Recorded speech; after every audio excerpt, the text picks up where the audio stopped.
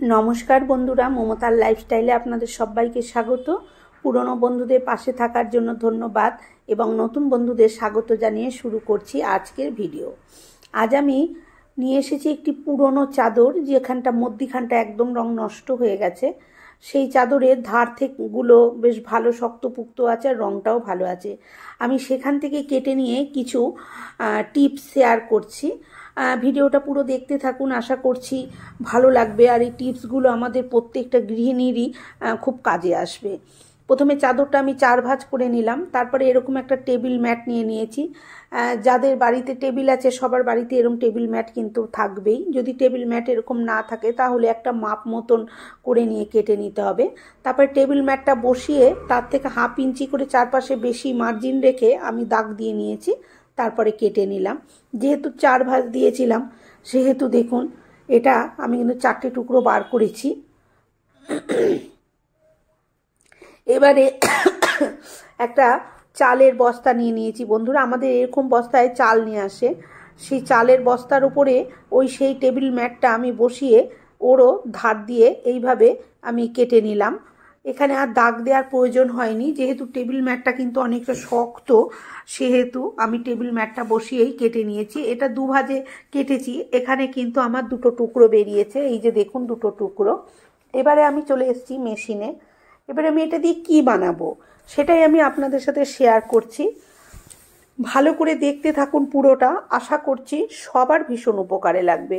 প্রথমে একটা চাদরের যে পাটটা আমি কেটে নিয়েছিলাম, একটা পাট বসিয়ে দিলাম। তারপরে যে চালের বস্তার টুকরোটা নিয়েছি বসিয়েছি, তার উপরে আর একটা চাদরের পাট আমি বসিয়ে দিয়েছি, এই যে এরকমভাবে। এবারে 4 পাশ দিয়ে এটাকে খুব ভালো করে সেলাই করে নেব।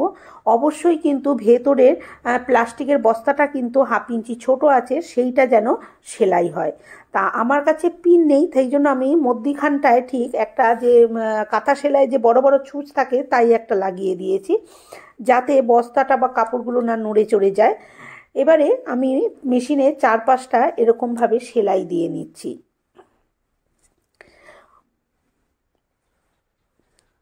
এটা কিন্তু শুধু মেশিনেই সেলাই হবে তা নয়, এটা খুবই সহজ, যে কেউই করতে পারবে। এটা কিন্তু হাতে করেও সেলাই করা যায়।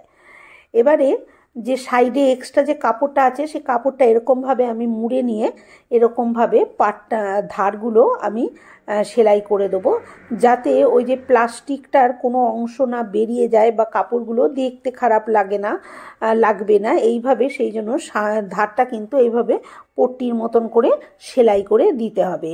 যদি কাপড় আমার এটা একটু 1/2 ইঞ্চি যে বেশি রেখেছিলাম সেইটা, এবার যদি 1/2 ইঞ্চি বেশি না থাকে কাপড়, সেক্ষেত্রে কিন্তু আপনারা 1 ইঞ্চি সরু করে কাপড় কেটে তারপরে সেটা দিয়ে পট্টি দিয়ে নেবেন।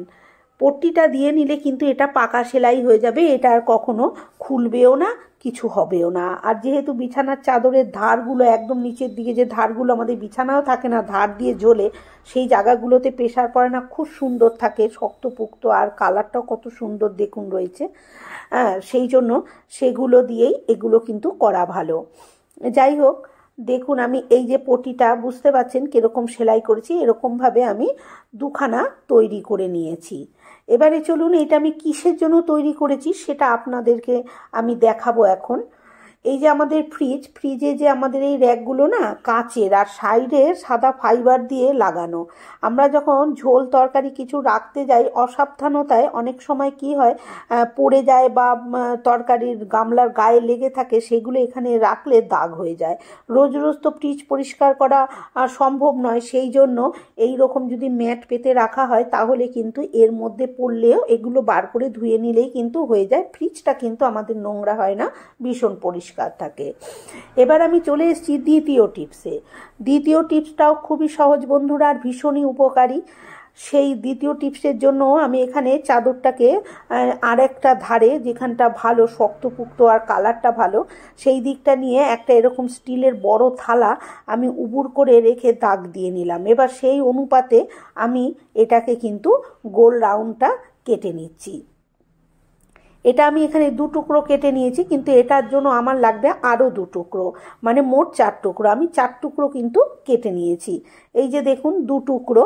এই দু টুকরো হচ্ছে একটু ভেতর দিকের, মানে ধার থেকে ধারের পাশের অংশটা কালারটা একটু ফেড হয়ে গেছে দেখতেই পাচ্ছেন, কিন্তু শক্ত আছে এখানটা, সেই জন্য আমি এখান থেকে দু টুকরো নিলাম। আর ওপরে আর নিচে দেওয়ার জন্য যে সুন্দর কালারিং একদম ধারে অংশটা কেটে রেখেছি সেইটা আমি নিলাম, একটা টুকরো ওপরে আর একটা টুকরো নিচে দিলাম, তাহলে আর ভেতরের রং ওঠাটা দেখাও যাবে না, দেখতেও ভালো লাগবে। এবার এটাকে আমি কি করব, প্রথমে এরকম লম্বা লম্বা সেলাই দিয়ে নেব। বন্ধুরা, আপনাদের কাছে পিন থাকলে অবশ্যই আপনারা পিন কিন্তু লাগিয়ে দেবেন, আর যারা নতুন সেলাই করবেন আর কি, মেশিনে ধরুন নতুন শিখেছেন, তারা অবশ্যই পিন লাগিয়ে নেবেন, নালে কিন্তু কাপড় নড়ে চলে যাবে। যদিও এটা ব্যবহার করা বিছানার চাদর, তাই বেশি নড়বে না, একদম পাতলা লেগে থাকবে, তবুও এবার মধ্যিখানে লম্বা লম্বা তিনটে আর চওড়া চওড়া তিনটে আমি সেলাই দিয়ে নিয়েছি, মধ্যিখানটা খোপ খোপ মতন হয়ে গেছে। এবারে আমি ধারটাকে গোল রাউন্ড করে সেলাই করে নিলাম।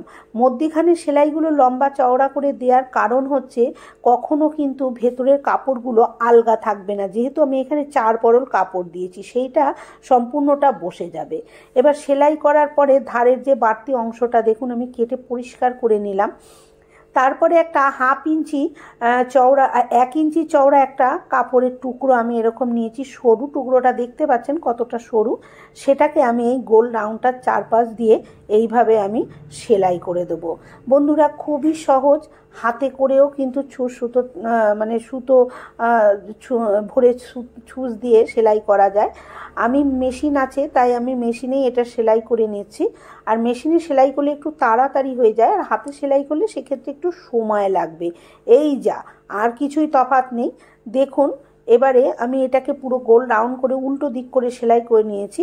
এবারে আমি এটাকে উল্টিয়ে আমি এই যে পটিটা এরকমভাবে উল্টো করে নিলাম, নিয়ে এইভাবে এই পটিটাকে এইভাবে ভাঁজ দিয়ে ধরে আমি এই দিকটায় এইভাবে দিয়ে এই যে এটাকে সেলাই করে নেব।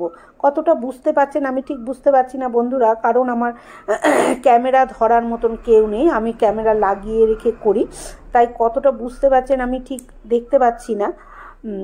এরকমভাবেই আমরা পটিটা, পুরো পটিটাই এইভাবে এই যে এরকমভাবে ধরে ধরে ভাঁজ দিয়ে আমি সেলাই করে নেব, তাহলে কিন্তু এটা পাকা হয়ে যাবে, আর কোনো দিক দিয়ে সেলাই খোলারও ভয় থাকবে না বা দেখতেও খারাপ লাগবে না, খুব সুন্দর এটি একটি থালার মতন তৈরি হয়ে যাবে। যেহেতু আমি ওই থালাটার মাপে তৈরি করেছি, সেহেতু এটাও একটা থালার মতনই তৈরি হয়ে যাবে।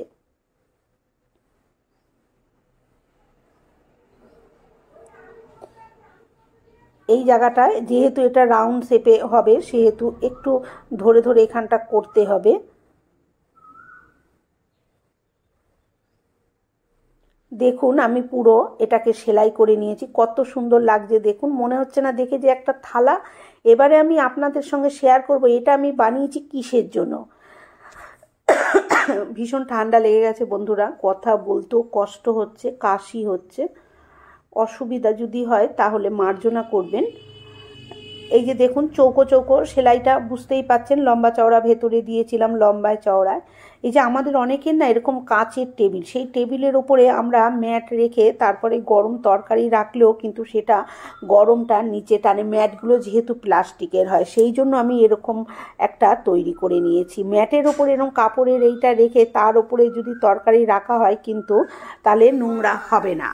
এবারেতে আমি একটা স্ট্যান্ড দেখাচ্ছি, দেখুন এই স্ট্যান্ডটা আমি এইভাবে রেখে দিয়েছি, স্ট্যান্ডের উপরেও যদি কিছু রাখা হয় তাহলেও কিন্তু এই স্ট্যান্ডের দাগগুলো কাচের মধ্যে বসে যায়, সেই জন্য এটা খুবই উপকারে লাগবে। বা গরম ভাতের থালা সেও কিন্তু এইটার উপরে রাখতে পারেন, তাহলে কিন্তু কাচে কোনোভাবেই গরমটা টানবে না, কাচের ক্ষতি হবে না।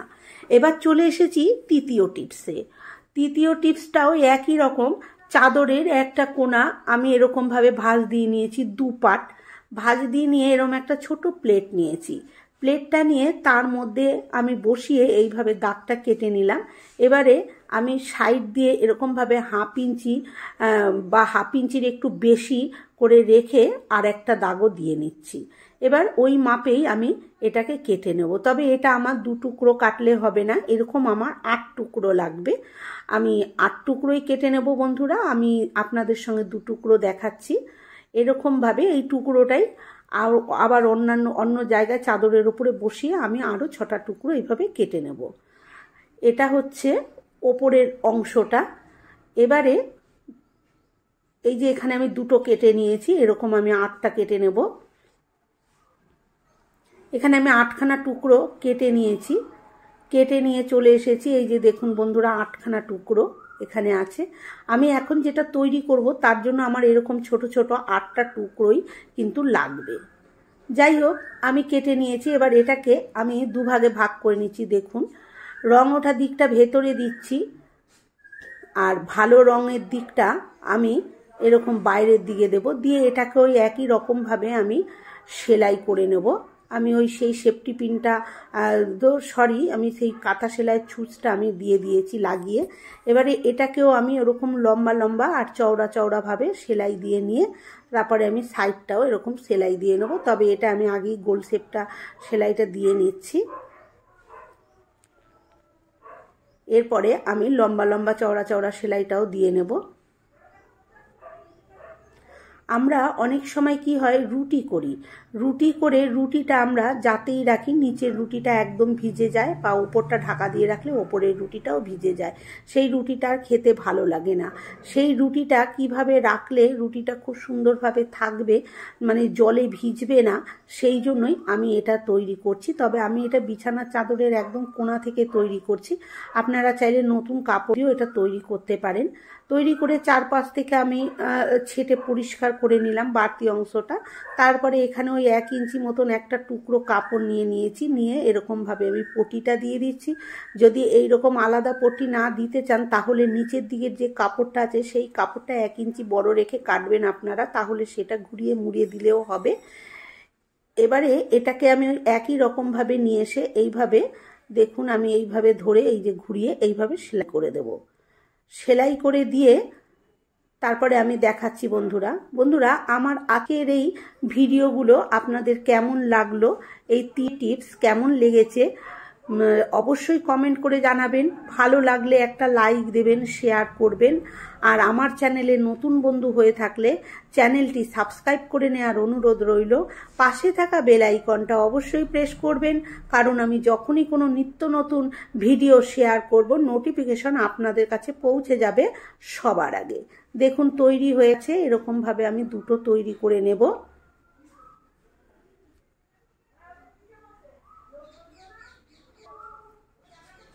এবার আমি দেখাচ্ছি যে আমরা যে হটপটের মধ্যে যে রুটি রাখি সেগুলো ঘেমে যায়, সেই জন্য আমি এই নিচে 1খানা দেব, আর এর ওপরে আমি এখানে রুটি রাখবো, রেখে তার উপরে আর একটা দিয়ে আমি ঢাকা দিয়ে দেব।